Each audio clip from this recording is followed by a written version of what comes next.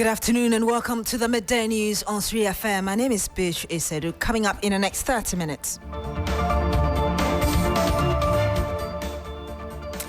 New Patriotic Party flag bearer Dr. Mahmoud Bawumia insists he will abolish some taxes if he elected president. But concerns have been raised as to why that cannot be done now that he is a chair of the economic management team. Also, in this bulletin, opposition National Democratic Congress NDC flag bearer John Mahama lashes out at appointees of Akufo-Addo's administration who he says are attempting to extricate themselves from the economic mess the country has been plunged into.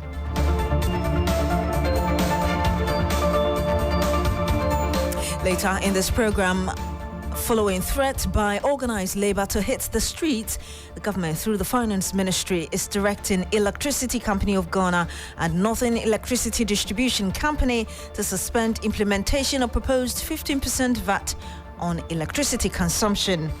Plus, and will be on the firing front, European Union's climate service says for the first time, global warming has exceeded 1.5 Celsius across an entire year.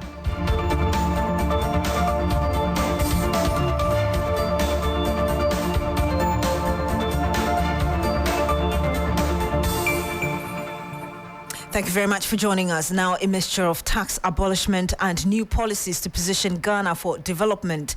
Those were the cruxes of the speech delivered on Wednesday by Vice President and flag bearer of the New Patriotic Party, Dr. Mahmoud Bawumia, on his vision for the country should he be elected into office as president. Mauna Egbeta of our political desk was there and reports.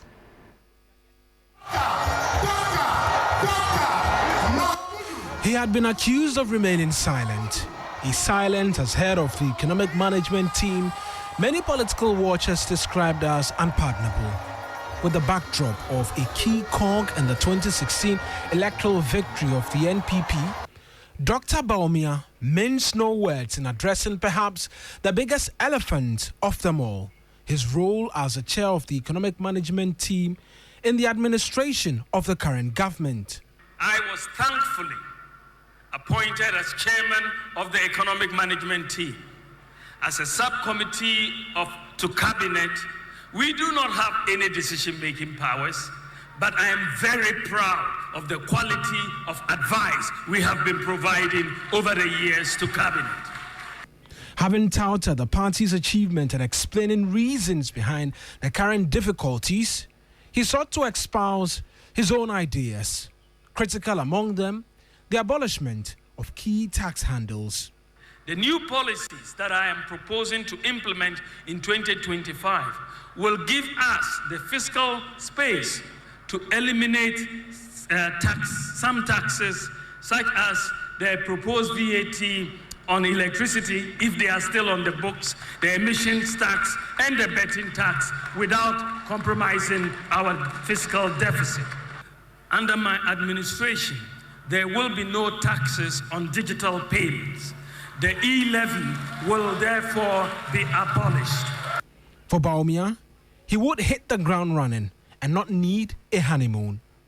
I have clarity in my mind as to what I want to do from day one if you make me president. I will not ask for a honeymoon to cool off and think about what to do. That report was filed by Mauna Egbeta, giving us a summary of what Dr. Bawumia talked about yesterday. Meanwhile, MPP General Secretary Justin Kodia Frimpong believes that Dr. Bawumia is the man to solve Ghana's challenges. The difference is incontrovertibly clear. It's very clear. We don't need to even argue about it. Dr. Bawumia is very deep. He understands issues. He offers practical solutions to them. And you heard the General Secretary of the MPP, Justin Frimpong Kodia. I'm joined on the line now by political analyst, Dr. Kwame Asasante. Good afternoon to you, sir. Thank you for joining us. Good afternoon. Your own assessment of the messages put out by the Vice President and flag bearer of the MPP, Dr. Mahmoud Bawumia, yesterday?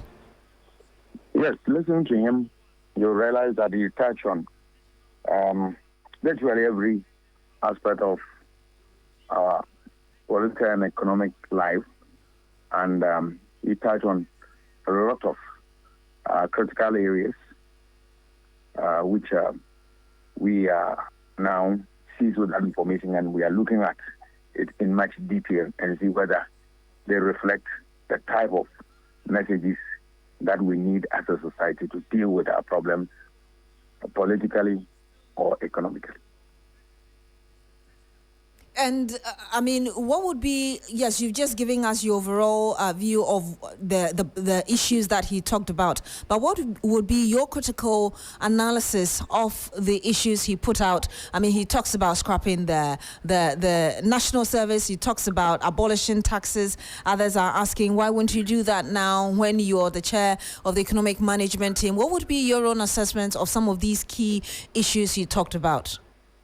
If you look at the things you talked about, take for instance, he talked about his vision towards helping to build a very strong economy with a low inflation, with a reduced budget deficit and discipline, fiscal discipline. Let's take for fiscal discipline, for instance. You realize that this has been a bane of this country. Government we've had, particularly this particular government, has failed miserably in this. And this is one of the reasons that has pushed us towards IMF for economic bailouts. All right. He talked about issue of allowing the state to lease vehicles instead of purchasing them and the rest of them. Good idea. But I ask myself, if you look at the fact that he said this and went ahead to say that he will improve our public transport system with the introduction of electric car system and all that, brilliant ideas. But my question is, what happens to the Sky Train that they promised us years ago? The Sky Train, where is it? Where is it? So some of these things, he said them, but previous experience give us cause to think that maybe it cannot be provided, that issue. So you are talking about some promises that were made that were not fulfilled, but what about looking at, and again, Dr. Bawumia made it clear that as the chair of the the economic management team, he could only advise and he didn't make decisions. Clearly, that was what he said. But he's saying that I've been a mate. Now, if you give me the opportunity, I'll be the driver and I can fulfill some of the things that indirectly I wasn't really in agreement with, but I had to do it because my boss had the final say. That is where the trouble is. If he says that I gave advice and, you can't blame me for this. All right. Granted, that is the case. And obviously that is the case. But the real issue is that if you give advice and you know that advice is something that the state needs so much and is not taking into consideration, first time, second time, third time, do you still continue to be with the government? So he should have resigned. Is that what you're indirectly saying? Exactly so. Exactly so. Unless, of course, you convince me that the advice you give, even if you throw it away, it doesn't really matter. And then you are prepared to stay. But if you are an expert, remember, we are not talking about ordinary person, but Dr. Bawumia, who has endeared himself to the heart of many as a very serious economist and all that. So he gives advice, and his advice doesn't work. It's not taking, and he continues to be in the government.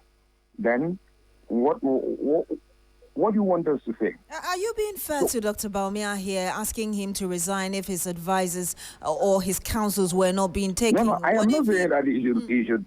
Yes, I'm saying that he said the role that he played with the EMT, Economic Management Team, they play advisory role. And I'm saying that if you continue to give advice and your advice does not play a role in what you are doing, all right, or what you expect from the economy, and the economy continue to have the problem to the extent that now we've gone to the IMF and all that, then we believe that advice is not worth giving. You seem to give You seem to give the impression that you were not impressed by the presentation by Dr. Bawumia. So what positive has its negatives, and I'm talking about what I find problematic with it. What did you find positive about what he gave? Oh, he came out with certain ideas, and those ideas are ideas born out of the fact that some of the things they promised that they could not deliver them. So now he wants to be very careful and come out with something that can be done and done easily. I give you an example.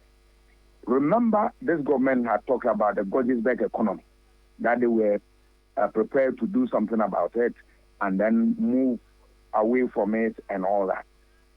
That we are still here. So here, he talked about the fact that I will encourage value addition in terms of natural resources and in terms of agri-products, agro-processing, and all that. These are things that you can easily, if you put your mind to it, you can easily do them. Then you talk about the ominous program of 1D, 1F. So at least, Doc, you believe that some of the proposals he presented yesterday are implementable, they are realistic, you believe so? Oh, yes. He talked about another one. He talked about what? The fact that he will put emphasis on what the use of solar in the system. These are implementable things. They will work easily. Then you talk about Sky Train. Where is it? Where is it? So won't you give him some credit that at least he realized that the decisions that were taken were not really realistic, and now that he thinks he has the opportunity, he wants to present things that are more realistic and easy to implement? That's what I'm saying, that, you see, we are not judging him completely basing off on some of these things, but what he has said has his own, precedents, all right? Some of these things, they have said them, except that they are being packaged in another way, that this time around you are seeing something that can easily be done. We'll end it here. Thank you very much. And that was Dr. Asante. He's a political analyst. Thank you for sharing those views with us. Now, we stay on the presentation of the Vice President, Dr. Mahmoud Bawumia. An economist, Dr. Patrick Esuming, has described Dr. Bawumia's new policy propositions charting a new direction from the current administration as a hard sell. He argues that in spite of the fact that the proposals look good on paper, its lack of details on specific plans of implementation cast shadows of doubt. Dr. Sumi joins us live on the line. Doc, can you tell us why you say that Dr. Bawumia's vision is a hard sell? Since he, in a speech, said, we have grown the number of people who are taxpayers. And yesterday he did say that the number of working adults who are taxpayers is like 88%. This is not the first time he's made such a statement, that now we've converted the Ghana card to tax ID. But after those 2 years, at a critical time where we need so much revenue, we have not been able to convert that into generating more revenue. So for me, those are the kind of details I want to hear. Why haven't we been able to convert all those digitization efforts into generating revenue? Because we have never been in bigger need to make those reforms than now. Economic policy in the last 3 or so years since the COVID has been somewhat haphazard and directionless. And I think that a major part of that is because we don't really have a clear long-term strategic plan that we are following. So we say, we want to make electricity cheaper at a time where we know we are servicing IPP debt. Don't forget, it was 2018 or so when the president slashed electricity tariffs. At the same time that we were paying those debts. And okay, Doc. So you seem to be sharing some views with Dr. Asante that we just spoke to as well. But really, how realistic are these propositions, especially on tax policy, considering the economic position of the country? And I think you answered a bit of that, though. The e-levy, when you read between the lines, you've always known that the vice president doesn't seem enthusiastic about it. I think from the time it was being introduced and the discussions that followed, he seemed to be completely silent. So you got a sense that he never supported it. But maybe he's probably in the minority voice when it comes to deciding the type of taxes. So, that you can understand. The one related to the vehicles, I think, it's also one of those things that clearly indicate that, we are not following a long-term strategy, because you can't introduce a punitive tax for people for driving fossil fuels when we don't have any avenue to use electronic vehicles. So it's really putting the cat ahead of the horse. So I have no idea why you've gone ahead, even though there are no alternatives. If somebody wants to buy an e-vehicle in Ghana, where are they going to buy it from? What provisions have the government made? What alternatives are there that we want to penalize people for using those kind of things? So I think it probably hints at some divisions in the direction of tax policies that we are seeing now. Thank you very much. Dr. Patrick Esuming, he's an economist with the University of Ghana Business School. Now, government, through the Finance Ministry, has directed the Electricity Company of Ghana, ECG, and the Northern Electricity Distribution Company, NETCO, to suspend the implementation of the proposed 15% VAT on electricity consumption. The Ministry of Finance, in a statement dated February 7, that yesterday asked the two entities to suspend the tax whilst government continues to hold further engagement with stakeholders. The ministry says it expects that the engagement will birth innovative and inclusive approaches to bridging the fiscal gap while bolstering economic resilience, it added. Now, Labour had announced a series of measures to put pressure on the government over the matter, starting with posting of red bands at offices across the country and the staging of a demonstration on 13th of February 2024. But with this announcement, will Labour now back down? Labour correspondent Daniel Opoku joins us live on the line. Daniel, you've been engaging Labour. Are they okay, let me ask, with the latest statement coming from the Finance Ministry? Right, so when I spoke with Labour this morning, I realized that they are not too happy with the decision by the government to suspend the 15% VAT. The initial call that they're asking government to do is to totally withdraw the 15%, and they believe that government has not done that. And secondly, when you look at the earlier letter which was issued to ECG and NETCO, that one clearly stated that the finance minister signed that letter asking ECG and NETCO to proceed with the implementation. With the release introduced yesterday, Labour is arguing that there should be the same release signed by the finance minister. But what was released yesterday was basically signed by the communications director, a PRO, the Ministry of Finance. So Labour has rejected that letter and is expecting the finance minister or government to come out clearly and totally withdraw the 15% instead of suspending it.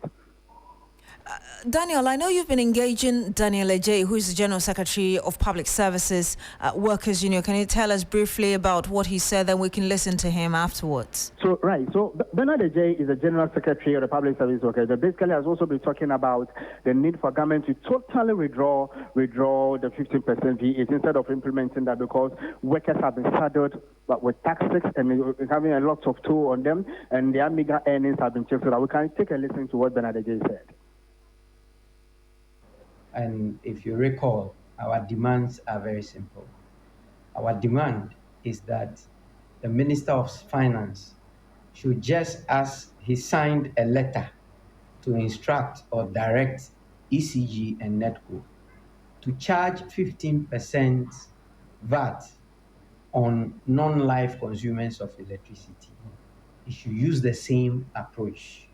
He should write to withdraw. And that is what our demand was in our statement. Now, what has come out, I hear, is a press release by a public affairs unit. I don't know if we are being told that now in the Ministry of Finance, the public affairs unit wields more power to overturn or override a directive given under the signature and on the letterhead of the Ministry of Finance, signed by the minister himself. I'm sorry. We should stop playing with words. We should stop this political propaganda, this media gimmick, it won't take anybody anywhere. And it will not resolve the crisis the country finds itself in. You just heard that Bernard J. He's General Secretary of Public Services Workers Union. Daniel Opoku is still on the line to wrap up our conversation. Daniel, listening to the argument from these representatives that you spoke to, what does it look like with 13th of February being less than a week away?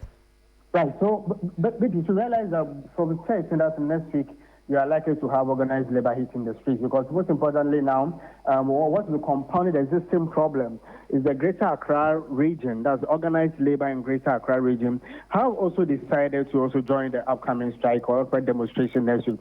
So you have a lot of GPRU2 members who will not be transporting people coming Tuesday. You have part of the health sector being affected, especially the OPDs, where you have health officers who also be joining the strike. So it appears Labour will proceed with the nationwide demonstration. What will make them to rescind the decision is for them to see a clear-cut direction from government that it has totally withdrawn the 15%. Beyond that, then clearly Labour will have to proceed with a nationwide demonstration come Tuesday. We'll leave it here. Thank you very much, Daniel Opoku. He's our Labour correspondent, bringing us those details.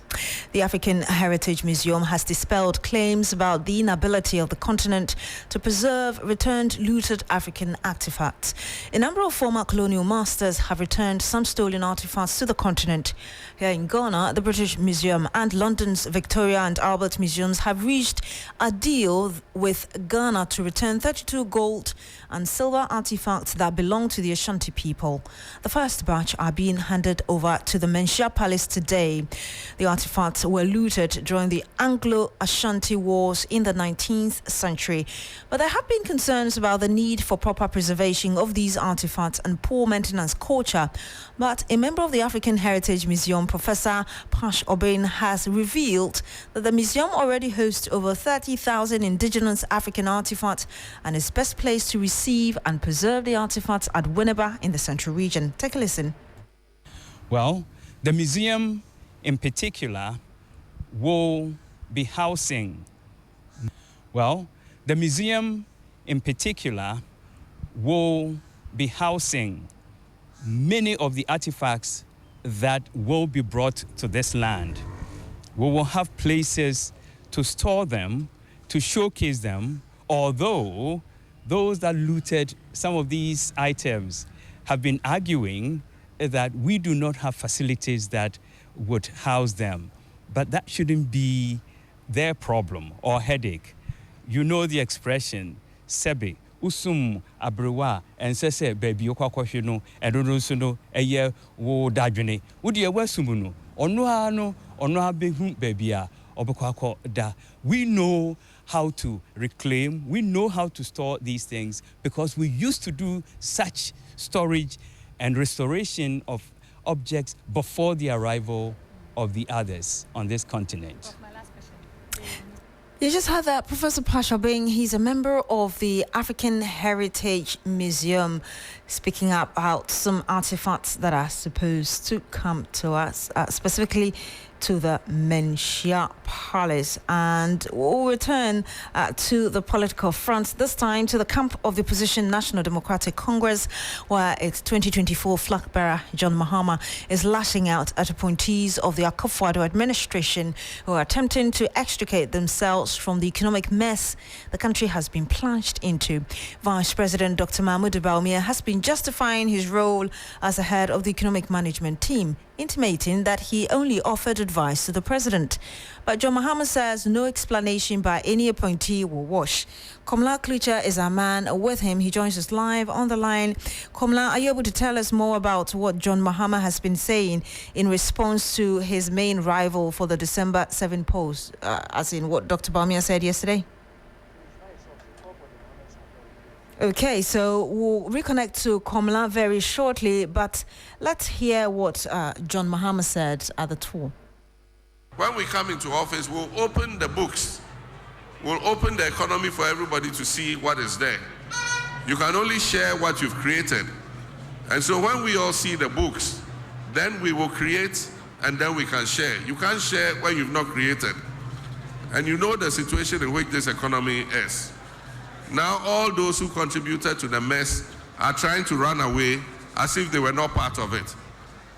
People have begun saying, oh, they were not in charge, they were not listening to them and all that.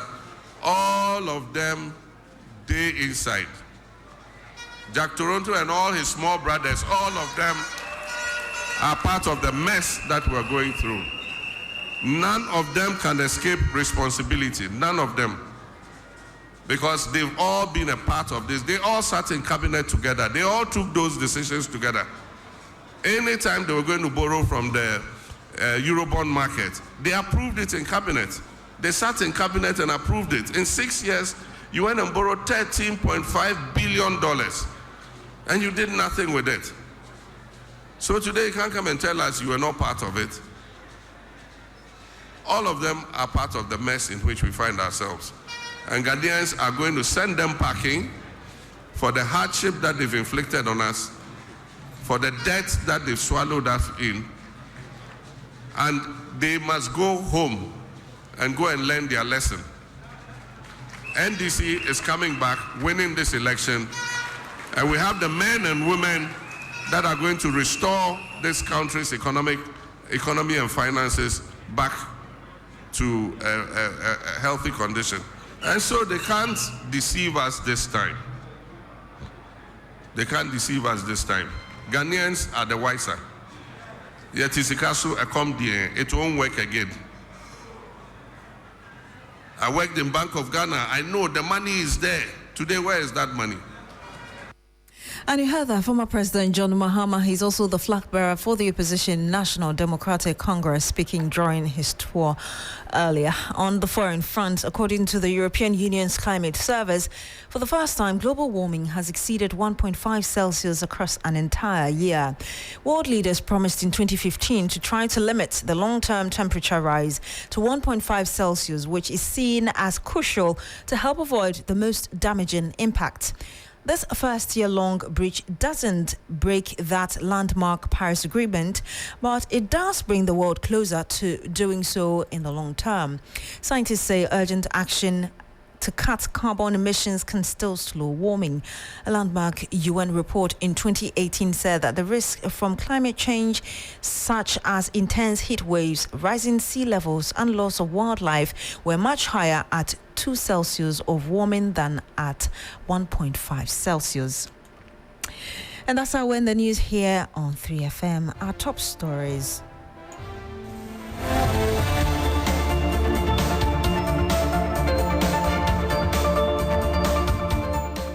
New Patriotic Party flag bearer Dr. Mahmoud Bawumia insists he will abolish some taxes if elected president, but concerns have been raised as to why that cannot be done now that he is chair of the economic management team. Opposition National Democratic Congress flag bearer John Mahama lashes out at appointees of Akufo-Addo administration who he says are attempting to extricate themselves from the economic mess the country has been plunged into.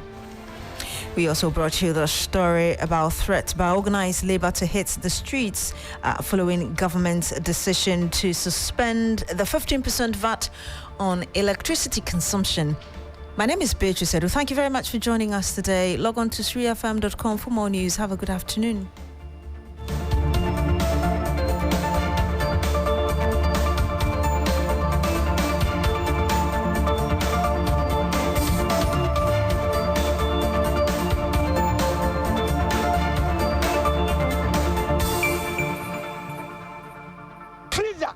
Diaba, Adama for Diaba, a freezer, Adama, a Kwasemensia, Adama, Metamosua, my sorry, Canino, Obo Moasia, I do for Nobium Unum and San last night. I don't know what we did was here.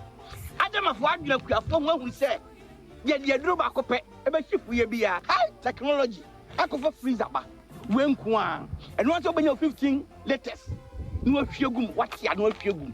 What the boss here? If we be any of us, you have got to say, over Timono. Then we sure say, woman shown task here. Then what's enough for now? Freezer, power up a day. Freezer, Dacia, a basson do so among Ammoniaji. To me, what's he car? To me, but you may not do a some doom. Adama, with that Adama, no queer. Adama, you can't resist. Ubenya Adama West Africa for a dream, or baby bear a tongue cry on who you. I say, Kayona Kinkai in Choya, a dream. 3FM 92.7.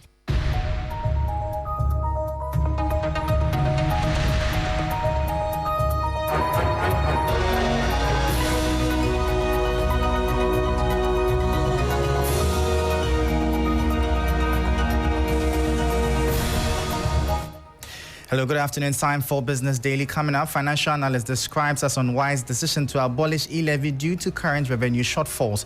We'll hear from Dr. Benjamin Amwa. Until they have an assured revenue mobilization handle that will rake in more than what the current e-levy handle is contributing, it will be unwise to abolish it. Meanwhile, Professor Lord Mensah cast doubt over viability of Dr. Bawumia's pledge to abolish the e-levy amid an ongoing IMF program. If you are going to remove it, the question is, how are you going to fill it in terms of the revenue generation that we are targeting? And Ghana Stock Exchange market performance starts on positive note in first month of 2024, signaling improved investor confidence. I am Michael Ogbonu. I'll bring you details of this and more shortly. Please stay with us.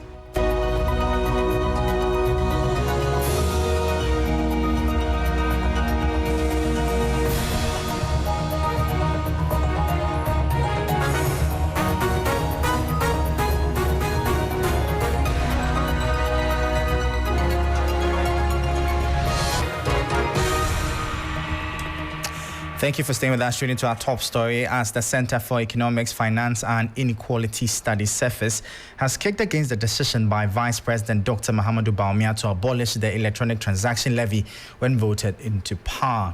Director of CEFIS and Senior Finance Lecturer at the University of Ghana Business School, Dr. Benjamin Amwa, says the decision is not economically viable considering the current revenue shortfalls in the country. A lot more people are getting financially included. In fact, when the e-levy was about being introduced, the main fear was that it was going to derail financial inclusion. However, that has been proven to be negative in the sense that we are seeing high and astronomical increase in values of mobile transactions over time. So for the two contenders who are going to the 2024 elections, that is former President John Mahama and then Vice President Bawumia, until they have an assured revenue mobilization handle that will rake in more than what the current e-levy handle is contributing, it will be unwise to abolish it, considering the current revenue deficit that we will have to fund as a state if we are to keep many of our developmental needs met. So that was Director of the Center for Economics, Finance and Inequality Studies, CEFIS, Dr. Benjamin Amwa. Meanwhile, economist Professor Lord Mensah has raised doubts about the viability of the NPP presidential candidate, Dr. Mahamudu Bawumia's pledge to remove the e-levy if elected.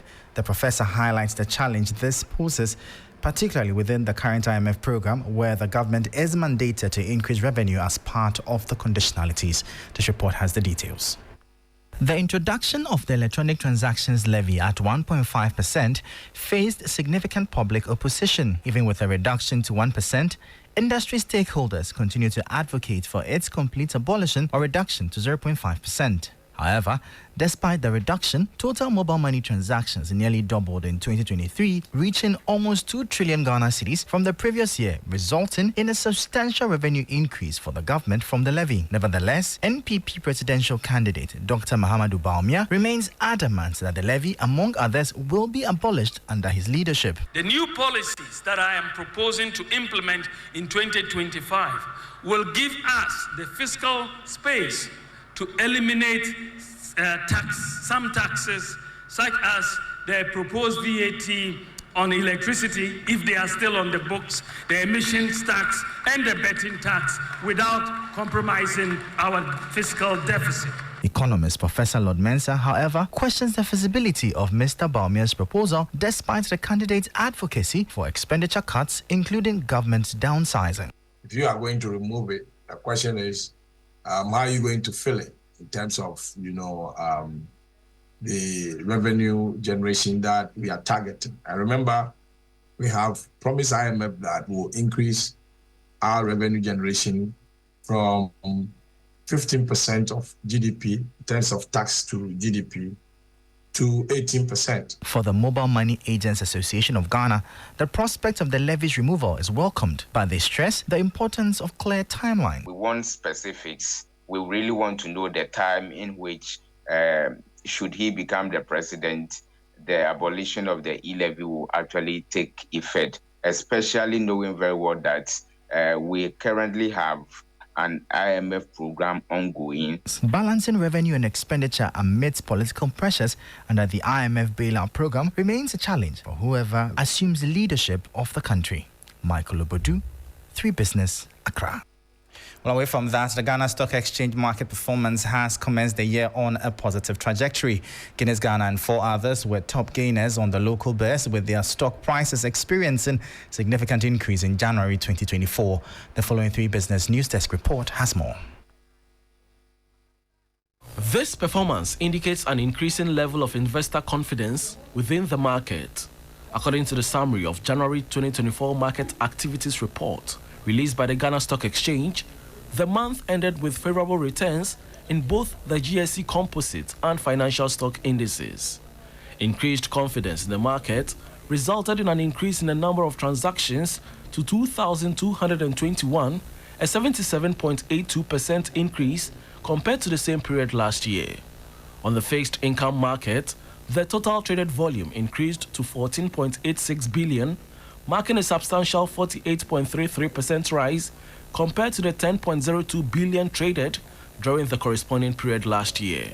The long-term government securities accounted for 44% of the market activity, while short-term government instruments constituted 56%. So that was a 3 Business News Desk report. Now, away from that, Professor Peter Quartey is projecting relative stability for the local currency against the dollar for the first 3 quarters of the year. The cedi has remained within the 12 cedi range, 12 cedi to the dollar range for the majority of the year, despite the impact of fund repatriation by multinational corporations in the country. Professor Quartey believes this trend should persist, supported by anticipated funds from institutions such as the World Bank. I expect that after all these repatriations and Chinese New Year, if we do the needful, surely we'll be able to maintain some stability on the forex market. Mind you, we are likely to get some inflows from the World Bank. Other bilaterals are also likely to submit or remit or send money. We are also likely to see some other inflows after we have finished the debt treatment. In other words, we have signed the usual agreement with all the external creditors and the like. So we are likely to see more stability in the first 3 quarters of the year.